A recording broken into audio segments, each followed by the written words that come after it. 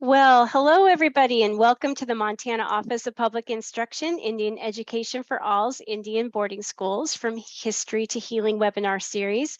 I hope you've been with us for the whole series. It's been absolutely incredible. My name is Jennifer Statham and I am an Indian Education for All implementation specialist. We are so glad that you have joined us again. We have another incredible presentation in store for you.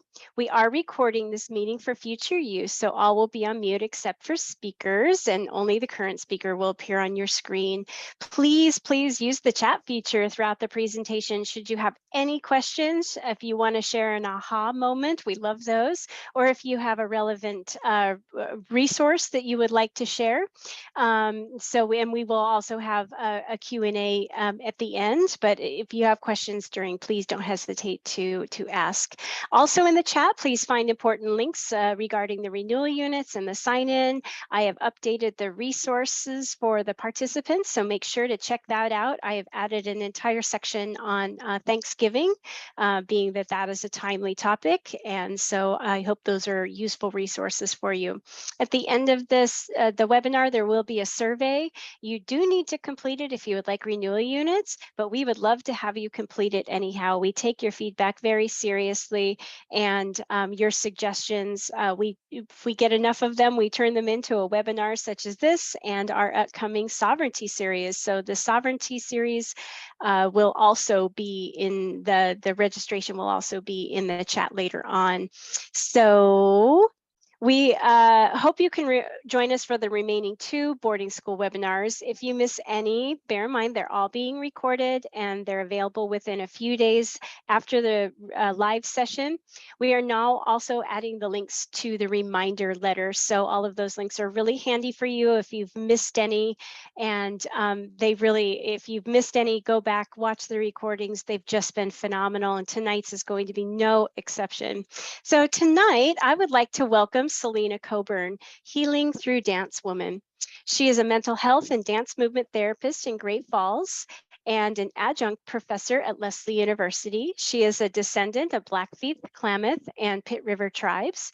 She earned her BFA in dance from SUNY New York at the Purchase College in Purchase. And Selena's dance movement therapy training includes the 92nd Street Y Woohoo in Manhattan. Shout out to my Manhattan folks, and Lesley University in Cambridge, Massachusetts. As a registered dance movement therapist, she believes in the importance of decolonizing dance as therapy and culturally inclusive processing as the primary therapeutic principle. She has worked with adolescents in the residential treatment center setting and experienced the power of incorporating cultural healing elements in helping adolescents navigate social, emotional, physical, and relational development challenges.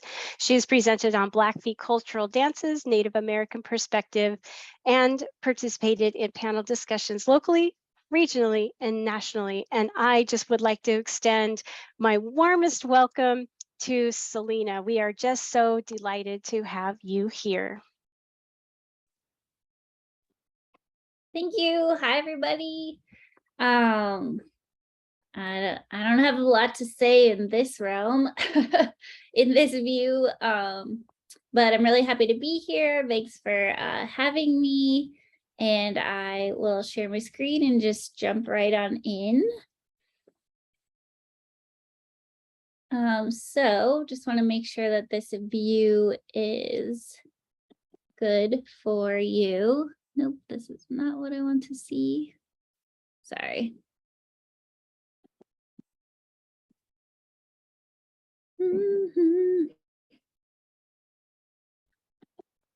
Sorry about that.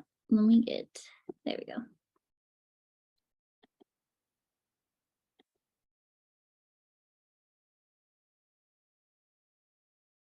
Oh no. Where did it go? Okay, just a second. Everything just closed. So just some technical difficulties. No worries, Selena. It happens. It happens. So you're in Toronto right now?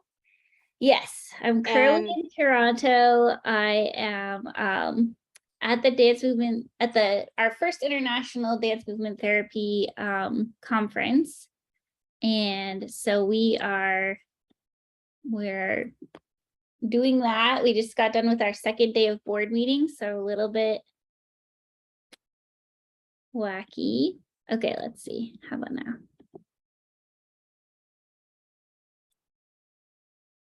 Okay. If we do this, how's that? Beautiful. Okay, cool. Okay. So, yay, we're here. Thanks for having me. So today, just talking about our objectives, just really trying to understand our students and families, our Native students and families in our different school systems, and then acknowledging ways to cultivate culturally inclusive dynamics, while also looking at how can we heal culturally with our students, and acknowledge those ways as we're moving through everything. So I know that everybody has already experienced a lot of different deeper understandings of what has happened and the harm done. And so what do we do now? How do we work with that? So first, I would just encourage everyone to Google Native American. If you do that, you're going to find out that what comes up is not current media images of contemporary Native people, but rather Black and white photos, images of old traditional Native people. And so this is really problematic as our students don't see themselves, but we're seen as historical figures, non-existent and mascots. And so representation really matters, particularly in the classroom. 27 states do not have the names of the tribes that lived in their state in their history books in high schools. In today's society and structure and current events, Native people are not highlighted. And then with mascots, teaching stereotypical, misleading, and very often insulting images of American Indians in our schools. That's not okay. That's not who we want our students to think that they have to be or can only be. And so having accurate images and understanding of contemporary Natives is really, really important to bring into our classroom as a piece of healing. So, hi, I'm Selena Coburn. I currently reside in Great Falls, Montana. I used to live in New York and in New York City, and then I moved to Austin, Texas. And wherever I've been, I have been considered whoever's neighborhood I was living in. So a lot of people have, in Texas tried to come and speak Spanish to me. Same thing actually in East Harlem. So, it's all fun. I like to say I'm a chameleon and I can kind of blend in wherever I am. But that can also be hard. And I think that that's something that happens to a lot of our Native students now too, particularly urban Natives, never being enough, never being Native enough, never being white enough, but not really falling in any particular category. Like you said before, I'm Blackfeet, Klamath, and Pit River, and I also just found out I'm also a teeny tiny bit Cree, so that's exciting. But I wasn't able to start learning about my lineage and my identity until my dad started relearning his culture. I'm a product of the Great Falls public school system. And within that, have had a lot of different experiences. So in this picture, you can see what I look like or what I did look like when I was in high school. I think I'm 16 in this picture. I'm now 33 years old. But in high school, students called me Yellow Feather. And that was not a particularly kind name. It was just a name to sort of say, oh, you are other. So that has been an experience for me in school system. When I went to college, and as was previously said as well, at SUNY Purchase College, my professors would say, oh my gosh, I'm so excited your dad's coming to visit you. I'm so excited to meet a real Indian. And so that always made me pause and say, well, then what does that make me? Who am I? So all of this to say that identity is very, very important in everything that we are talking about and everything that we're doing in healing and restoration in cultural reclamation. I also just wanted to share at age 12, my first Indian name I got from my adopted grandmother, Selena Ditmar, and that was Dancing Pagan Woman, and Pagan is Blackfeet, so Dancing Blackfeet Woman. My name given at a beaver bundle opening ceremony was Healing Through Dance Woman. And I say all of these in English translation because I don't know my language. So this is one of my edges and learnings, is to speak the language. It wasn't spoken in my home. I haven't had opportunities to take a lot of courses. Think that's one thing that was awesome coming out of the pandemic, was just more opportunities to be online, to reconnect with culture. So living far away, I was able to, in Austin, Texas, Zoom into, Blackfeet language courses online. So that was fabulous. Just to share a little bit more of my experiences in the school system, my sister, who's 3 years younger than me, same parents, same DNA, blood quantum, etc. She's fair-skinned and blonde, and she heard horrible racist remarks in school.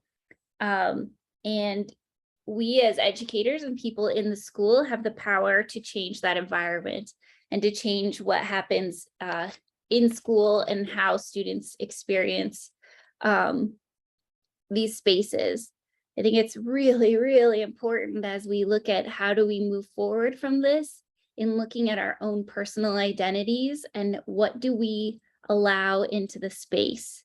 What is what we are able to see and bring into our education space is going to be what's allowed to be spoken about and brought into this space from your students.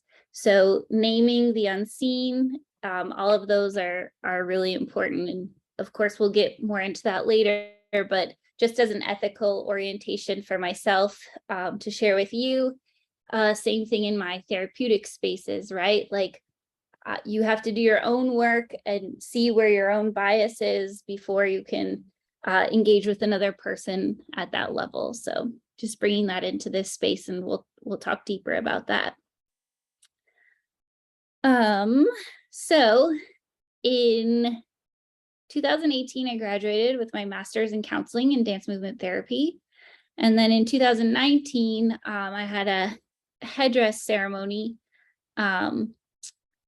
for receiving my master's. So being a warrior of education, receiving my headdress, and then also a pipe in 2019, and have been taking care of that and learning about what that means for me as a cultural community member along with that. So there's the Blackfeet Reservation, there's our flag. Here's our flag bigger, and then this is also my descendant ID card. And so right now, I am an expired Indian because this is expired, but it expired in 2020. But you can just see that on the back, it has the blood quantum of Blackfeet and your total degree of nativeness. And so just going back and looking at more and more of my aunt's papers and my grandfather's different papers, I don't think that this is totally accurate for our total degree, but just, wanted you to see this because this is, I think, a big piece of identity as we're working with students as well. Card carrying Native person. And here's my sister and I with our headdresses in 2019. And that ceremony was at Two Medicine in Glacier National Park. It was awesome, but very windy. So this is Dugan Coburn, my dad. So part of my story is his story, as we've been learning over and over again, generational trauma, generational hurts being passed down. So my story really is his story. So Dugan grew up between Oregon, Washington, and Montana. his dad was a boarding school superintendent and traveled around to different schools. Same thing for Dugan. He was either not native enough in being a reservation native and seen as a urban native person, or going to more urban schools, having his dad be the superintendent of a more urban setting school and being seen as, oh, you are the native kid. And so having that piece of history in experiences. So about 28 years ago, our whole family moved back to Montana, and Dugan was able to restart learning his culture. And in so doing that, I was able to start learning our culture. So I only know as much as he knows, or I guess that's true, that has been true up until becoming an adult and having my own connections to culture, but that it wasn't something that he grew up with. It wasn't something that I grew up with, but rather came later in both of our lives, and having to really actively participate to learn culture and make trips and speak up and say, you know, I want to learn, you know, let me ask questions, let me be engaged. So I just brought this in. I know this is old data from 2010, but just to show that that not only are there a certain amount of Native people if you count just one tribe, but then if you count people who have multiple tribes tribal affiliation, that there are so many more Natives. And I just think this is really important because of that boarding school era and the you know, relationships between tribes changing and shifting as you know, boarding school relationships happened. And so just acknowledging that you know, diversity across different tribes, and how it isn't just, you know, I am a pure whoever, that's not the reality for most of our students.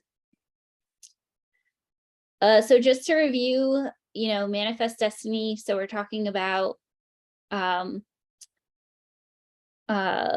white colonial settler structures coming in to and across the West, and how it's driving out the bison way of life, driving out the Native American way of life, bringing in more farming, more industrial ideas, a faster way of living, and primarily bringing in religion,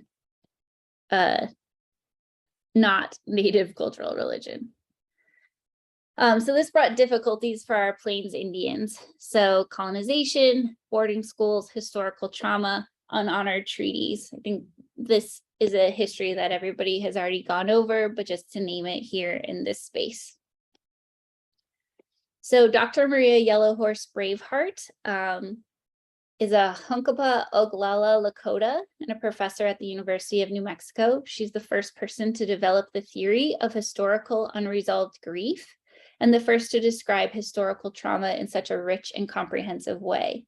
She's been doing this work since the 1970s, you know, and now we're in the 2020s. And so it's been a long time that she's been working on different like full-on therapeutic curriculum in groups, and how to address this issue, and how to work with families and communities, and specifically different tribes. She's going into the spaces with her research and with her teams, and working with tribes to make individualized, customized programming for tribes. So that's really awesome. I feel like there was one more. Okay, so what is historical trauma? According to Dr. Maria Yellowhorse Braveheart, historical trauma is the cumulative emotional and psychological wounding over one's lifetime and from generation to generation following loss of lives, land, and vital aspects of culture. So historical trauma and the historical trauma response. So what does that look like for our community? So it can feature low self-esteem, victim identity, anger, self-destructive behavior. Responses can lead to widespread poverty, violence, poor health, suicide, unemployment, addiction, and hopelessness. These traumas are coming from genocide, extermination, boarding schools that were overcrowded, forced assimilation, breaking of collective landholding. Oh no, Dugan just signed in, you guys. Now my dad's here. Change gender roles, colonization, removal of children from tribal influence, loss of land, hunting, the buffalo way of life, smallpox and infectious diseases, and sterilization. So there's a lot of pieces on this page to look at further. So yes, we're talking about boarding schools and the boarding school life and post that. But this forced assimilation, that is still not the goal, is assimilation for our Native students, right? So we want to invite more culture and we want them to find that identity and not to lose it. Breaking of collective landholding, that has set into motion a lot of pieces with just how financial things have moved for Native people, getting businesses started, you know, that generational wealth idea that hasn't been building because of these pieces. Changed gender roles due to colonization. I think that has definitely affected tribal people in different ways. Removal of children from tribal influence. This is, of course, very, very huge. Loss of language, which is your loss of how you engage with the land, how you engage with each other. You know, just losing those different pieces, and not that they are lost. The culture is still alive, but that passing of knowledge hasn't happened in the way that it previously did. And so just acknowledging that as a trauma, and that a lot of our students don't know what the influence is, or don't know what the culture is. And, you know, just acknowledging that is not for lack, like it's not for any moral reason. It's just because, you know, they haven't had the access or opportunity to be with culture. And then smallpox and infectious diseases, and probably also the buffalo way of life. It changes how Native bodies function. So Native American people were better at handling parasites, but then with viruses, so not only smallpox, but then also looking at COVID and how our Native communities were affected by viruses, and our immune systems are not set up to handle that as well, and how devastating that can be to our communities. And then looking at sterilization too. So all of these different pieces do not provide trust in systems, trust in institutions. So this feeling of mistrust when you are contacting a parent of a student and all of that, like that's very real, and that has real reasons why it is that way. And so, you know, we'll be talking about how do you engage with parents in a more positive way and get more parental participation. So this all leads to problems, right? Problems in the home, problems in school, problems in society.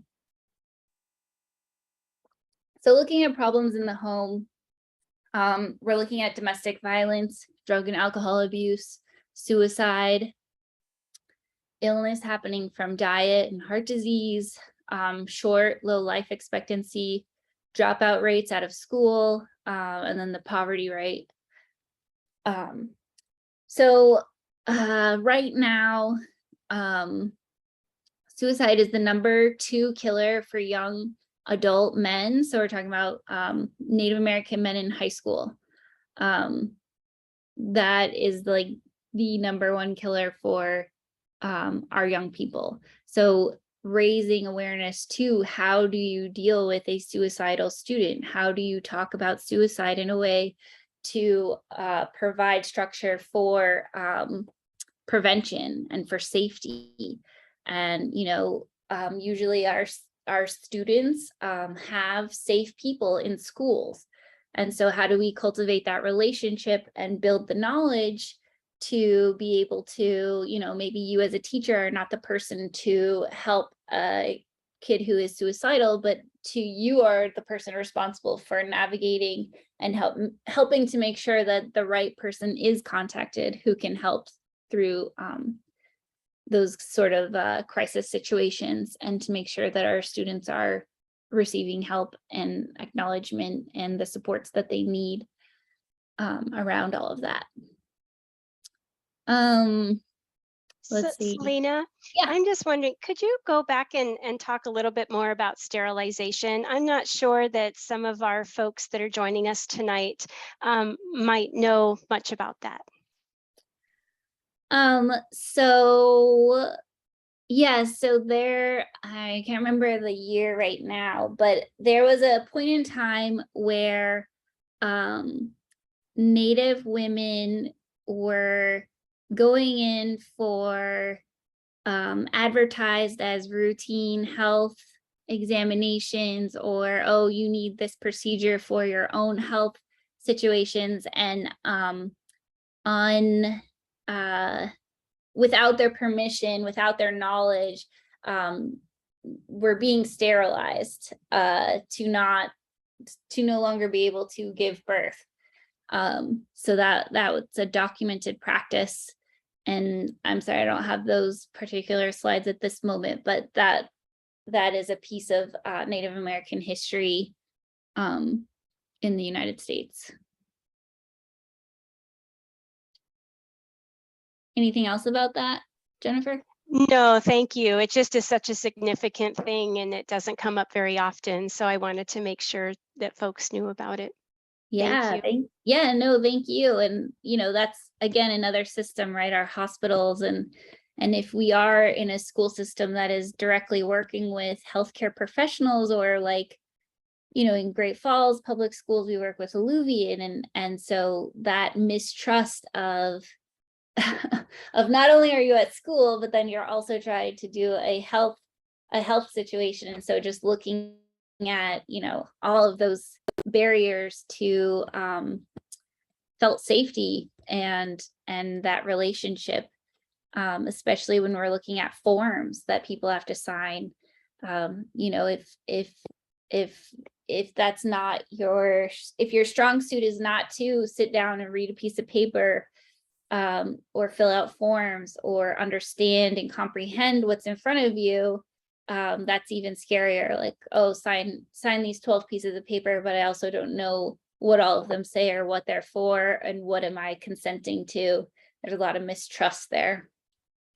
And I'm not saying that this is like every single person, but this could be something that you are seeing in your classroom, or coming up against in your school districts. And so just trying to understand the why behind that can help change how you approach these situations, and try to bridge that.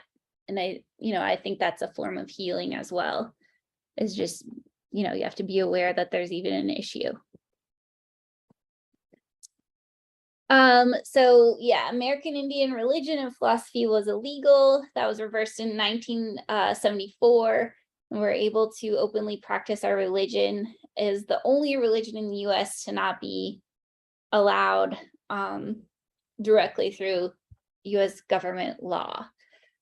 So that's a big deal for people to come to a place for religious freedom, and then to not allow religious freedom. So why is this a big deal? Because this is what,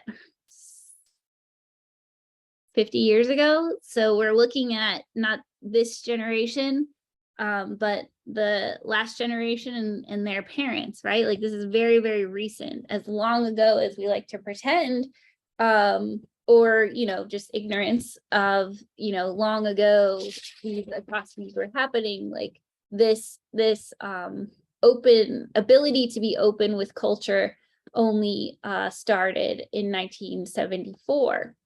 And I think that also leads to a lot of elders feeling like they have to hide or protect or, not openly share culture with young people because of a lot of these sort of, against the law, but then also stigma around practicing Native culture, Native religion, so that's another barrier of why a lot of our students don't know their culture and know their religion in this space.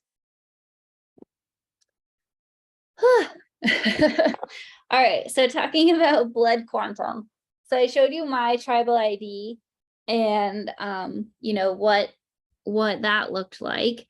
But not only is there so blood quantum is just a thing made up by the government anyway, right? By the US government. That wasn't something that Native people held onto in their own development of society.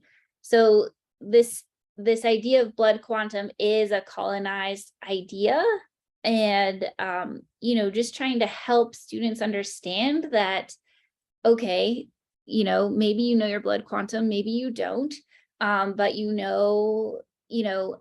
it's just another qualifier, right, of who is Native, who gets to learn the culture, who's teaching the culture, and all of those pieces.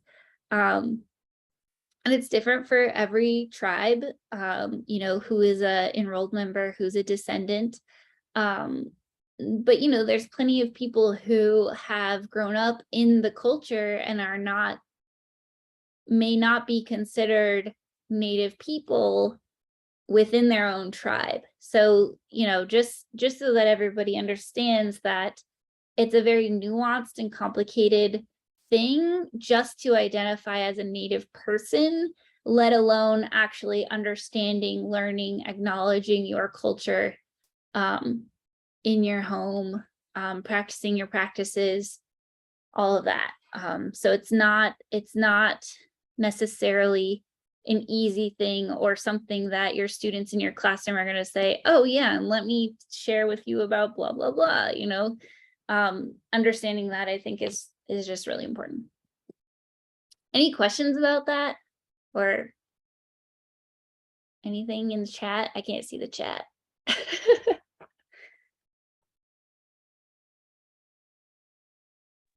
Only Mike Teddy, who says, I had to get blood yesterday and I told the nurse not to take too much because I didn't want to get disenrolled.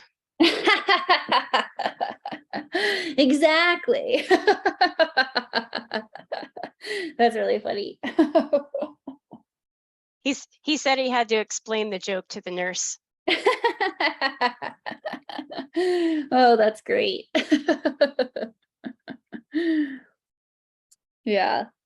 But yeah, no, it's all nuanced, and there is no other culture that or group of people who have to do that. Everything else are animals, horses, dogs, like, you're some of this and some of that, and so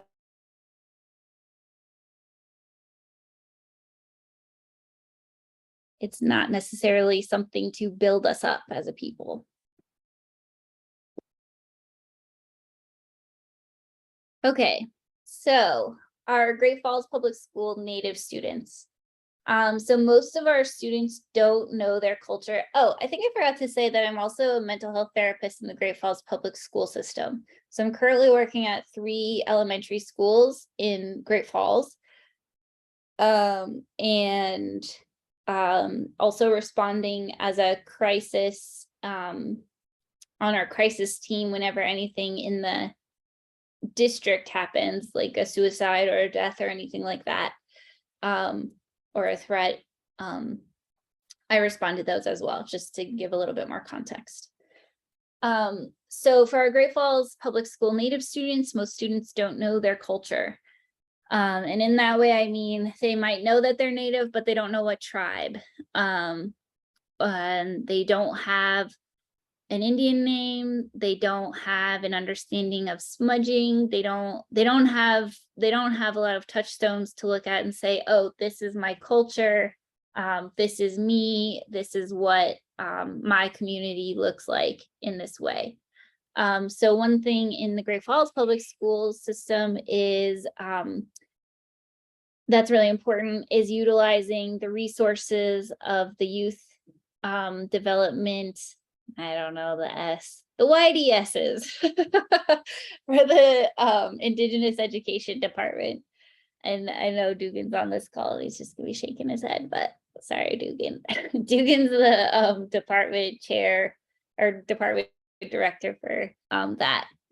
But so what the YDSs do is they are going into each school every week and doing lessons about Native American studies. They're meeting with Native students, helping them learn their culture, sharing with teachers how to be in relationship as well, helping support students who need extra support. That would be of particular help to help, bridge any cultural gaps that are happening between school and family. So they're really fabulous resource here in Great Falls Public Schools. And I know that there are many different iterations of that in other school districts. But definitely, as you're working with your students, making sure that you're looking at what are the resources already here that you may not be using to your fullest advantage to understand with working with your students. But so just touching on smudge and how our Great Falls Public School Native students, just what does, just the simplest act of smudging and how learning how to smudge gives you that sense of belonging of, oh, when I see that a smudge is lit, I can go, I can, wash, cleanse, and set my intention for a positive way to be in the school day or, wherever they're at. But we'll talk about smudge more later as well as an intervention, but that's relatively accessible as something in school to do, to just culturally and therapeutically be a touchstone to grounding a student and preparing for the day. Selena, one of our participants, Brenda Johnson, who is now a retired teacher who taught in Browning and has done amazing work with Indian Education for All across our state. She says, this is something that just cuts to our very core. It is so hurtful when our identity is questioned by our own people as well as society at large. Mm-hmm. Yes, definitely. Absolutely. If you don't belong in the society at large and you don't belong in the society that you have been othered to or that is your culture, that hurts a lot. And I think within that too, there's a lot of layered pieces of Native people who have directly experienced racism and oppression in a very direct way. And then there's also people who may look passing or, have not grown up with that direct oppression or racism or, however you want to describe it, but have a loss of culture and trying to, explain that to others and not feeling accepted into either their culture or into dominant society or even into a space where they may not have experienced direct racism, but they're also at a loss. They're having grief, extreme grief, and prolonged grief, and complicated grief, in experiencing loss of culture and identity.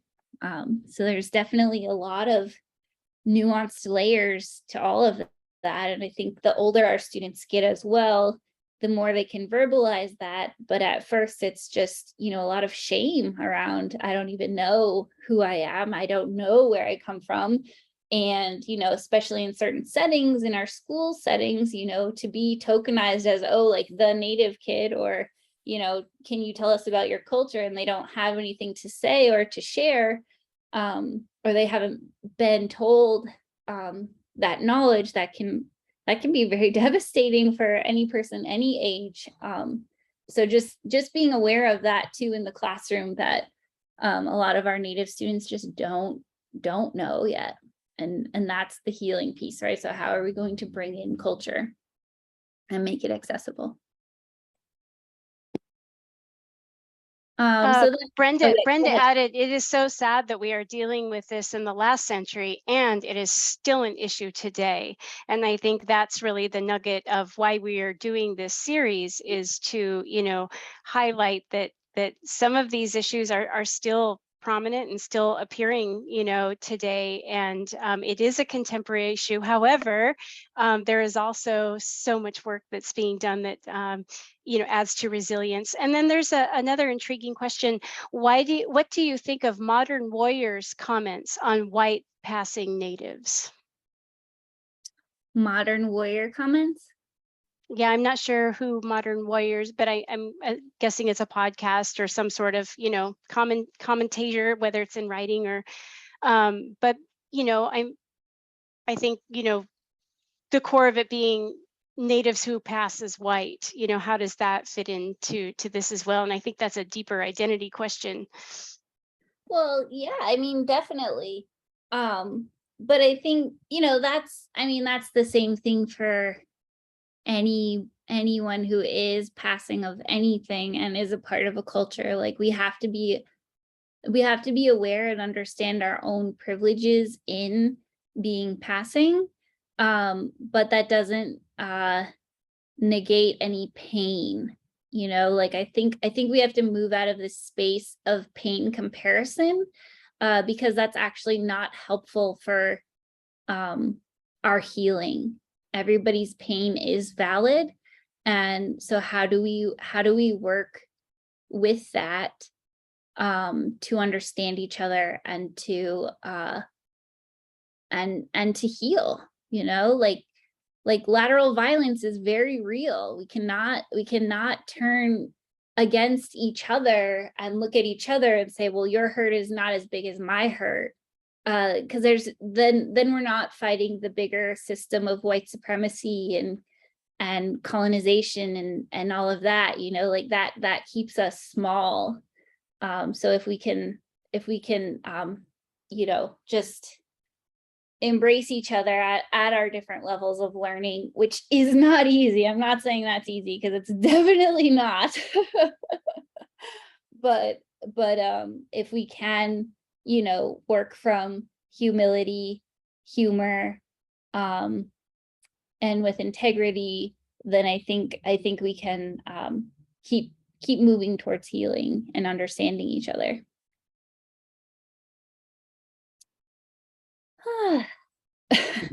Everybody take a breath.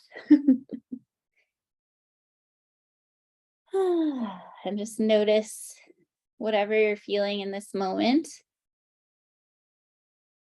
and that it's okay.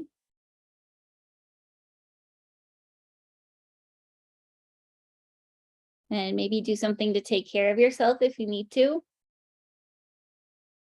And please keep writing into the chat, and let's keep chatting as we're going through this. So Great Falls Public School Native families. So, just talking about our students, right? But then also our families. And so a lot of healing that's going to happen is actually within the family unit. And so how do we look at our families? So looking at the history of education, most of our immediate parents for our students right now have less than a high school education. And so in our communications home with parents and grandparents, we have to understand that, meet them on their level, talk with them in ways that they understand what's happening, making these communications, making sure that our communications are happening early and often, and building relationships. It's not just about so-and-so was bad or this is naughty, or, but let's start those relationships early and often in positive ways as well. And that can be a huge shift, especially in trying to get family buy-in, for school. Looking at family dynamics, talking about grandmas and the roles of aunties, inside of our schools, this idea of having an auntie, somebody at school who's always just happy to see you and will always acknowledge you and say, hello, I'm so happy you're here. How huge that can be culturally, for any culture really, but particularly for our Native students, having that one person who always says hello, always make sure, oh, hey, are you at school today? Building that rapport is just, a big piece of school buy-in. And then looking at technology too, what's the best way to contact our families? It might not be calling on the phone, and it also might not be email. Maybe you need to get a Google Voice number and start texting your families. I've had tremendous success at texting families for my therapy and getting parents involved that way. It just seems to be the way that more people are comfortable communicating at this point. Okay. Talking for this long it's a journey. Okay. So process. So in looking at all of these different pieces and in my own process of thinking about these kinds of things, looking at land and how we relate to land now, how we related to land previously, and all of that. So, we'll talk about it a little bit more, but, are we looking at reservation Native people? Are we looking at urban Native people? Are we looking at reservation Native people who have moved to the urban setting and are trying to navigate that new setting? All of that. Looking at the pandemic, so many of my parents or caregivers of my students, Native families in my elementary schools had one or more of their caregivers pass away due to COVID. And so I think I had like 60% of students in one of my elementary schools lose one or more caregivers over a 2-year period. So that's a tremendous amount of grief that we must help our students process and acknowledge and move through, and understand that their way of life and that everything that they thought would be predictable is not, and so how that has reshaped what our family dynamics look like, and being honest about that. Just unrest with systems, and looking at how bigger systems are preventing change from happening or preventing healing from happening, and trying to work around systems that are big and slow or very difficult to change. Looking at systems within the school district, looking at, there's just so much inside of, you have to, again, your own theoretical orientation, methodology orientation, like you have to be able to, self-identify, be self-aware, and to be able to acknowledge your own bias and understand what are you letting in the classroom and what are you not, and who's allowed to show up in your classroom and who and what isn't. it's just really important that you do that work for yourself, and maybe ask for, you know, a third party or a neutral party to kind of look at what you're doing and see if there's any bias or things that are unseen to you but seen to others that are possibilities for where you can move and orient and grow your edges in your classroom and with your students.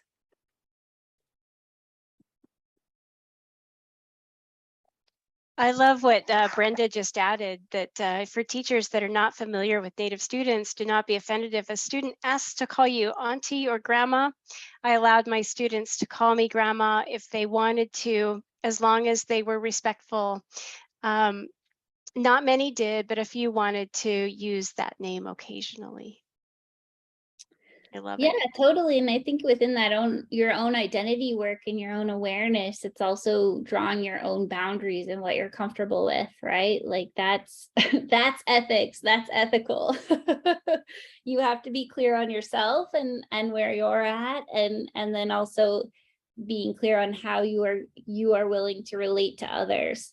And you know, having that informed consent piece at the beginning of the school year and at every moment, at the beginning of the day, you know, at the you know, before every lesson, you know, that understanding of, hi, this is me and how I'm entering this space. There you are, here's what we're going to engage in here today, and you know, here's how you could opt out in a way that I would want you to opt out, or you know, here's your option, and just laying it all out. You know, just that mutual respect, reciprocity of relationship, just so vital in every relationship. So where was I before this? Okay, yeah. Okay, so keeping culture alive. How do we do that? I think for Native people, I think there's so much humor, there's so much humility, so much storytelling and dance. So culture is vibrant, it's alive, and it's in all of these different spaces and places and people and interactions. So I think those are very key. And how could you bring that into your school space? So if we were all here together, I'd make us all do a round dance. Ha ha ha, because I'm a dance movement therapist. But we're not. So just imagine we're all get up, we all start moving together in a circle, we're all shoulder to shoulder, moving around, sidestepping. You know, this is a social dance. It was done for security back you know, when natives were living in teepees, or plains natives anyway, to push down the grass, to scare mice and snakes, but also to see everybody who's in your community, acknowledge who is supposed to be here. You know, who am I living with, so that I know if there's an unsafe person or an intruder. You know, this social aspect of okay, I see you, this is my community. You know, we are here together. So just take 1 minute to journal for yourself, or just think about how your body connects to your culture and identity. And I changed this to say body because I know we're not all dance movement therapists, but it used to say dance. But just take a moment to think about how your body connects you to your culture and identity, and throw some thoughts into the chat.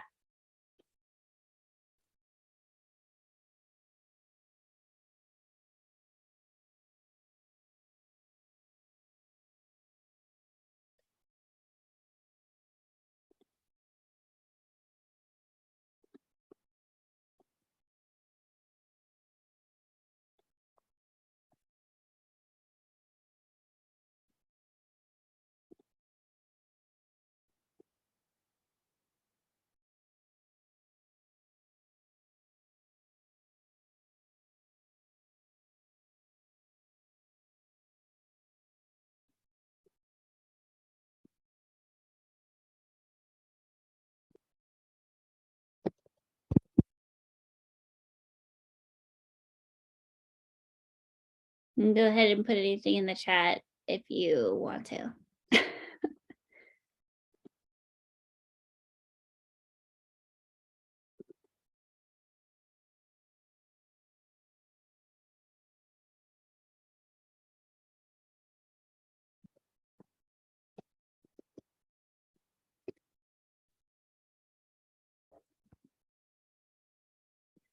Thank you for your sharings in the chat. So you can see just how loaded a body is, right? And all the different intersectionalities of a body and culture and identity.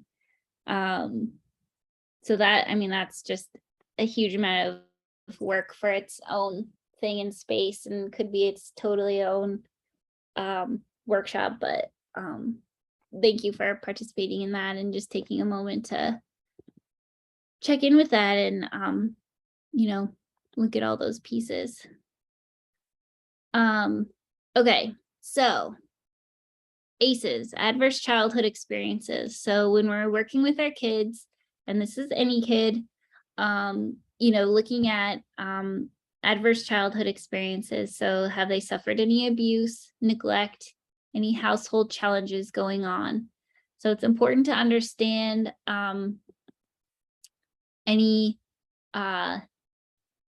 it's just important to understand ACEs as the higher someone's ACEs score, the more increased risk they are for health problems, substance use disorders, depression, anxiety. So, you know, all any of these events, any of these particular things here, abuse, neglect, household challenges, those are just kind of anything that a childhood would experience that are unhappy, unpleasant, or hurtful, you know, seen as childhood trauma. So our goal is to decrease our students' ACEs scores and risk factors and increase the protective factors that build resilience. So is this the next one? Oh, it is. Okay. So protective factors. So a protective factor is something that decreases the potential harmful effects of trauma and ACEs. Protective factors build in resilience. So this includes social skills, positive self-image, positive adults, all things that we can work on at school. Shared activities with family. That can be a homework assignment, you know, asking students to come back to school with a story from home. So they're actively asking their caregiver about, you know, whatever aspect, but engaging the family. Addressing social and emotional needs. That's a huge push in public schools right now.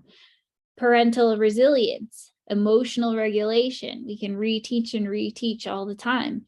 Community support, trusting relationships, strong cultural identity, and pride. So all of these things, just being a safe adult for a student is a protective factor and can help build this resilience for our students. So in school and with school engagement, how can we build positive identity and increase school engagement for success? So influences that can play an important role in building resilience to form a more positive identity include family and the wider Indigenous community, significant people within the school, your teachers, your principals, custodian, you know, all of these people in your school that you see every day are important. They play a huge role in this. The school system and the activities, you know, am I represented in my school? Do I see myself reflected in the activities that we do, in the values that we honor or keep you know, to the highest regard? And I think that is really, really important. So how do we address our students? And, you know, our students, we need to give them respect and to teach them how to become young people, right? So we need to acknowledge them as knowledge keepers. They are the ones that we are imparting knowledge to, and now they have become the knowledge keepers. They don't have to wait until they're elders to be considered knowledge keepers. As soon as they learn something, you know, you're sharing it in a good way, they're receiving it in a good way, they are now knowledge keepers. So uplifting our young people to that role and to that honor of you know, understanding and prominence in our society and in our dynamic at school, in our dynamic within the family unit, but really uplifting our young students as knowledge keepers and keeping them engaged in that way. I don't know if we should dive into this. So there's a dream catcher here and a medicine wheel. There's lots of different stories about all of these pieces. For me in particular, and how I think about my own therapeutic ethical orientation, is, if we were to turn this medicine wheel on its side, that then it would become 3D. So I would be in the middle. We have the 4 directions, we have above, we have below. And so how do you keep that in balance with everything? And so, that in itself is its own, that could be its own teaching in school. How do you keep life in balance? The medicine wheel can also be broken down for a lesson, and, just how do you orient yourself to the land around you? There's just a lot of different ways to incorporate Native elements in a shared space setting that will help to bridge and to bring together our students, I think in an important cultural way, but also just to understand each other in a different way. So how can one go into a community and integrate, right? So if you are outside of Native American tribal affiliation, or if you feel outside of a culture, as a teacher or as an education person, how are you supposed to go in and be like, oh, I want to help, right? Like how do we do that successfully? How do we do that? So looking at different methodologies, these are all more therapeutically oriented: developmental theory, traditional healing ceremonies, internal family systems therapy, social learning theory, but also just considering indigenous methodologies, right? So if you are a principal, if you are a teacher, what are you allowing into your classroom? Are you only allowing, for us right now, we're talking at this conference that I'm at right now, we're talking about peer-reviewed research, published research, and how that is the standard. And it's like, well, no, there's also different ways of knowing. Let's talk about indigenous methodologies and storytelling, and how can we understand that these particular traditions and knowledge that go beyond the written word, how can we bring that into our space and acknowledge it as legitimate and worthy of our time to learn about, to learn from in our classrooms. So I think I've already kind of addressed this, but according to PV, there are 4 different ways Natives relate to their identity as a Native person and relate to society. And while this is, a reference from a 1997 article, I just think that it is very important for, again, just that nuanced layering of Native Americans have erased they have an erased culture, a genocide actively upon them, and so they are not seeking assimilation. That is not the goal for Native people, is to assimilate to dominant society, but rather to cultivate their own knowledge and understanding of their culture to preserve. And so that's just a huge element to remember and to keep in mind as you are trying to engage with a community, integrate into a community, building relationships. So you're if you are outside the culture, understanding that a direct, quick, brief interaction may not be the best way to cultivate relationship. You just need to make sure that either you yourself or bringing cultural liaisons, right? Like people who are in the culture, but then also working in your school, while also not burdening them. There's just so many pieces to that too. But bringing culture to the forefront of the work, bringing culture to the forefront of how you engage with the community, building building that community and understanding the differences between urban versus reservation natives and their needs and how to integrate in. You know, the time is not necessarily linear, and, you know, or even, you know, not everything does not have the same sense of urgency that, you know, you as an outsider may feel towards, you know, some sort of project happening, or, you know, collaborative effort. You know, things may not operate in that sense of urgency, and just understanding where your urgency comes from. Are you working within a white supremacy relationship with time? And, you know, just trying to understand what lens you're coming from things, so that you can try to just again see the unseen and understand how you may or may not be engaging with another community in a way that they are or are not able to meet with you in a way that feels safer or protected.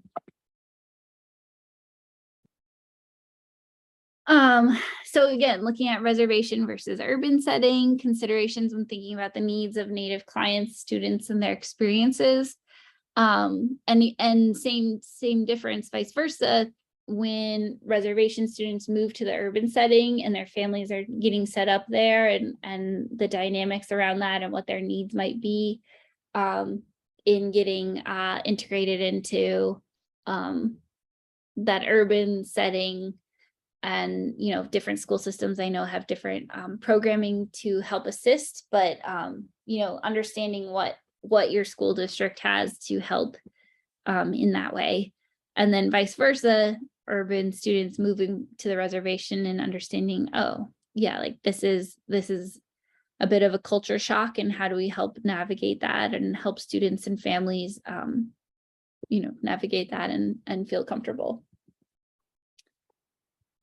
Just to touch on looking at powwow dance versus medicine dance. So just thinking about powwow dance and how some of them, how, you know, the history of powwow dance was, you know, the Plains Indians Wild West show entertainment. However, it did keep a lot of our traditional dances alive, so that next generations were able to learn them and know them. And then also just, you know, the difference between what is outwardly showing in Native culture and what is more inwardly showing. So looking at medicine dances, you know, which I think, like in this particular instance, is dance, but it can also just be in any sort of ceremony as well. You know, like what is outward for everyone, and what is, you know, just needs to be respected more, or at a different value set of medicine and intentionality around sharing it. The culture is alive, adapting, changing to fit modern society. Each tribe is different with their own rituals. Take the time to learn about each culture, about each tribe, especially if students have more than one tribe, helping them identify where they can find these different, you know, where they can learn more. Let's see. Yeah, there's broad similarities, but going deeper, there's much more nuanced pieces and differences in culture. But how do you put yourself into the culture rather than putting yourself over the culture, which I think is maybe more related to therapeutically engaging. But I think also as a teacher, you have to understand that as well, that you are not acting upon a culture, but rather trying to learn. It's just a respect, I think, in how you navigate that. So possibilities for interventions, how to be working with this in your classroom, right? So I just think that there's like 1,000 different ways to bring in place and homeland and strengths. So working with place and native tribal place, and then also the place that you are now, you know, that students might not be on their tribal land. And so talking about that, you know, that can be all different types of lessons from, you know, anything history, math, science, arts, anything, social, emotional, all of it. It's all part of it, place. So the land, the elements, what's there, the plants, just so many different options there. Engaging with your Native community, your local Native community, your local elders, identity, acknowledging community pain or suffering from relocation, and again, acknowledging not assimilation. So again, what are you allowing into your classroom? What are you not? If we want to talk about our contemporary natives and, bringing those lessons in, being seen not just as the past, but, let's do a lesson on who is a Native American person in the political system right now, and like, let's all share about a different person, and bringing that into your space.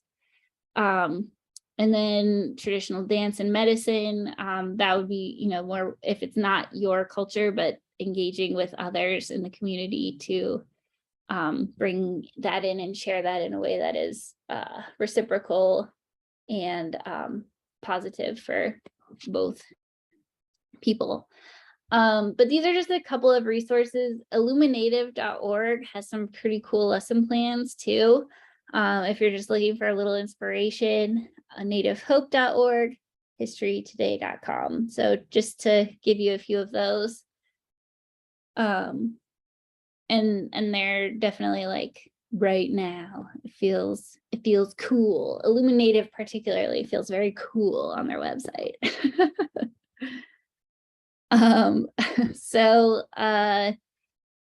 this is just an interventions curriculum that Selena Coburn did in Great Falls for the Indigenous Department, the Indigenous Education Department. I'm just going to run through the interventions because I think they're really cool.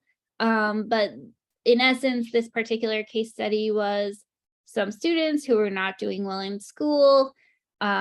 Native students, we brought culture into their learning environment in different ways, in different lessons. And by and large, everybody ended up doing better in school. They were engaged, they're excited to learn, they're excited to share the knowledge that they had. So just to run through them, because I know our time is starting to get shorter, but looking at smudging, and talking about that and all the different ways that it's used in Indigenous nations, and why we smudge and how it sets us up to have a good day, to let go of negative feelings, to bring balance, to make sure we're speaking and acting in a way that will be good intentions, good for others, good for ourselves. Making pouches of sage and sweetgrass.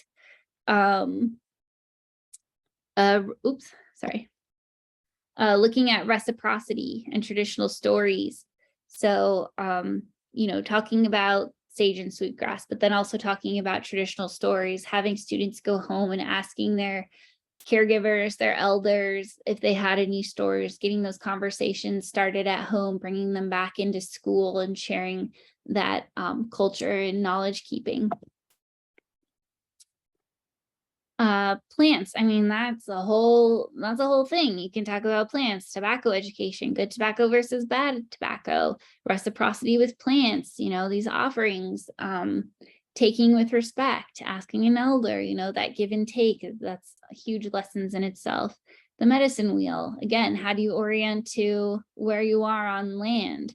How do you orient to animals? There's so many different layers within the medicine wheel, breaking it down into all the pieces, 4 directions, animals, language, colors, land, so many different orientations and lessons for that. Traditional foods, talking about all of that. And then you have a fun little thing where you get to eat something amazing. Medicine pouches, making them right then, and talking about how do we, all the different elements within this as well. Music and traditional musical instruments, the rattle, the drum, the flute, ceremonial items and ceremony, not doing ceremony with our students, but letting them know, if you keep going in this good way, on this good path, these are the things that are coming your way. Having an eagle feather at high school graduation, headdresses as you go through learning more and getting a better, or not a better education, but secondary education.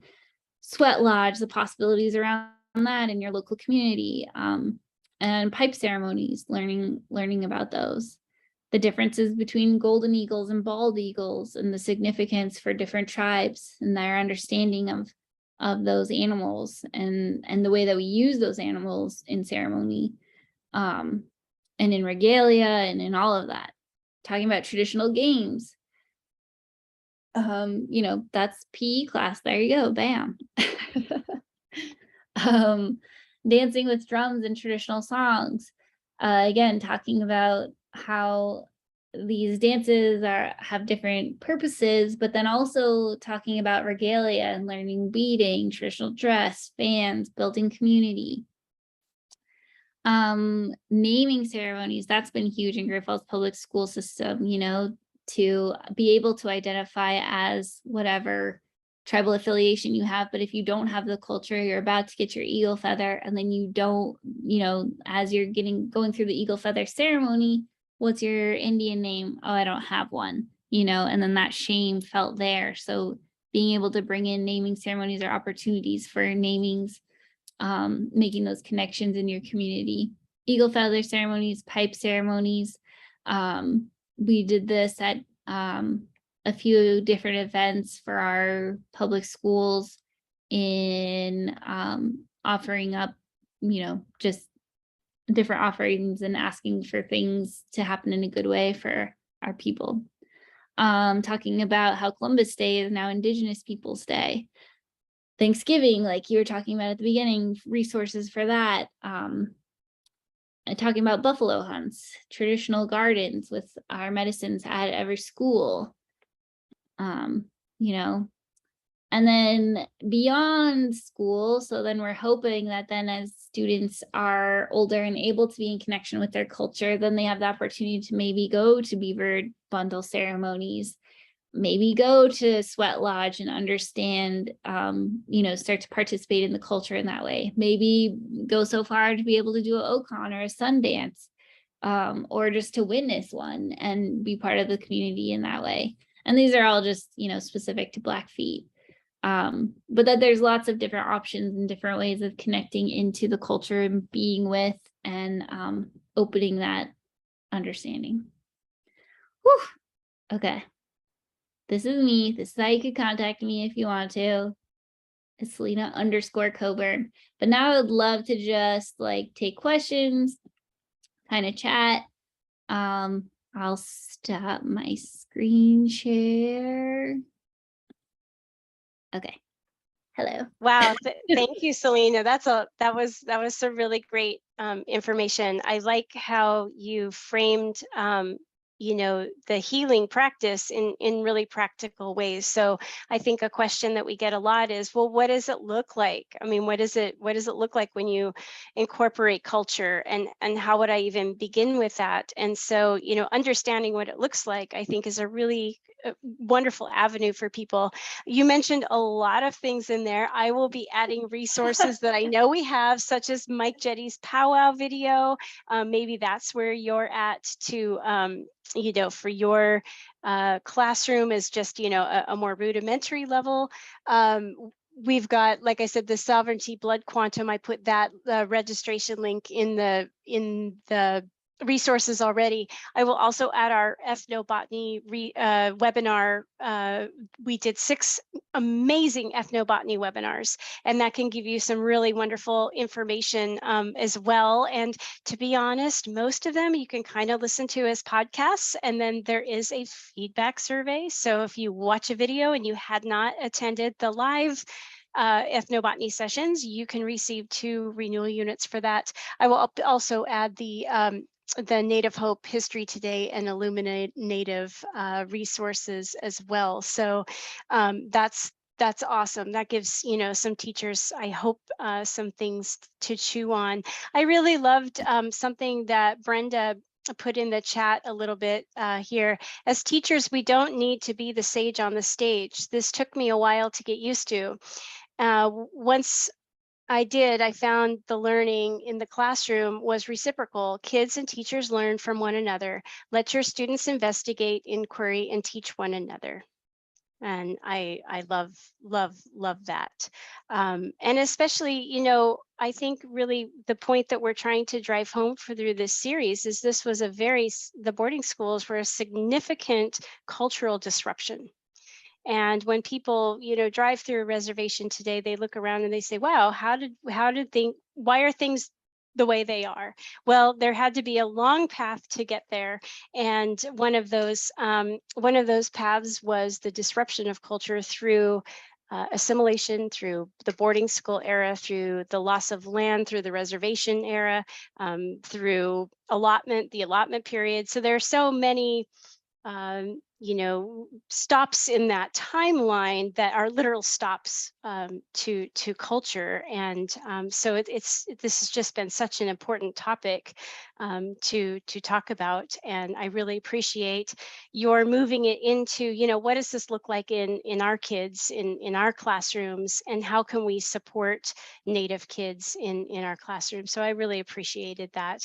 And again, I'm checking the chat out, so make sure to put any questions or comments that you have in the chat, and I'm happy to share those with Selena. And we did have one that we missed back here. Oh yeah, so to go back to Modern Warrior, I did find him on TikTok. It does appear that you know, he's got some things to heal from himself. And I love that Dugan put in Modern Warrior is showing signs of lateral violence, which is a symptom of trauma. And then you talked about your students, you know, who had lost parents, and that is just your population of students. But as we look at various Native, especially the more rural tribal villages in Alaska, what happened on Navajo Nation at the various you know, rocks there, it's a glaringly disproportionate population statistic for COVID deaths in rural, minority, and non-Native populations. And that wasn't something that was really brought to the forefront in all of the news. So I think it's really important to acknowledge that. And we've got two new ones, so let me see. Thank you. Just lots of thank you, lots of value. This is valuable information. Appreciate your delivery method. Let's see. I really liked this one. Your body is the first impression new people make about you, and they reflect their assumptions on you based upon what they see, i.e. SES status, education level, language spoken. This can shape how we then see ourselves. And I think that's a really profound statement. Oh yeah, well, and that speaks to bias, you know, Mm-hmm. and you have to acknowledge your own bias, especially if you're in charge of the classroom or in charge of a whole school. I think just, you know, I'm aware because of the work that I do of bias work and anti-bias work, and I've done, I hope, a lot of work. I still have a lot of work to go, but I find it so interesting now that I have started unpacking some of that. When I encounter a bias, it's like, wow, I did not know that existed. And that's, I think, with it, you know, inherent biases is so important. And I'll put the link for the inherent bias survey from Harvard. That's a really interesting exercise, and it's free and it's anonymous, but it's very interesting. Let's see what the next. So, well, if there are no additional questions, I just want to say thank you so much, Selena. Again, please, folks, check out the resource folder. Joan has put the link in the chat a few times, and it is also on your reminder letters each time.